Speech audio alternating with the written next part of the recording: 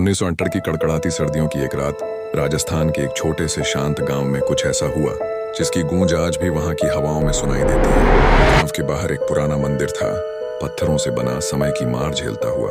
लोग कहते थे कि उस मंदिर में रात के बाद जाना ठीक नहीं, लेकिन प्रेम अक्सर डर से बड़ा होता है। उसी गांव के दो युवा प्रेमी समाज से छुपकर उसी मंदिर में मिलने लगे।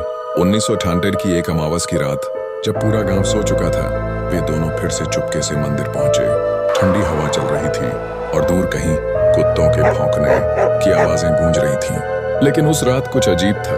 मंदिर के पुजारी ने बताया था कि उस दिन मंदिर के भीतर दिया अपने अब बुझ गया था, जैसे किसी अदृश्य उपस्थिति का संकेत हो। सुबह जब गांव वालों ने मंदिर के दरवाजे खोले तो अंदर न कोई था, न उनके कदमों के निशान।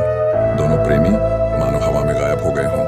गांव वालों ने हर जगह तलाश की, कुओं में झांका, जंगलों में ढूंढा, पुलिस भी आई, लेकिन उनका कोई पता नहीं चला। मगर कहानी यहीं खत्म नहीं हुई। कुछ महीनों बाद अगली अमावस की रात मंदिर के पास रहने वाले एक बुजुर्ग ने दावा किया कि आधी रात को मंदिर के अंदर से किसी के रोने की आवाज आ रही थी, धीमी, दर्द से भरी, जैसे कोई मदद के लिए पुकार रहा हो। पहले लोगों ने इसे भ्रम समझा, लेकिन फिर हर अमावस को वही आवाज आने लगी। कभी एक लड़की की सिसकियां, कभी किसी लड़के की धीमी पुकार। गांव के बुजुर्ग कहते हैं कि उस मंदिर की जमीन सदियों पहले किसी श्राप से जुड़ी थी। कहा जाता है कि जो भी वहां अपने प्रेम को छुपा कर लाता है, वह उस श्राप का हिस्सा बन जाता है।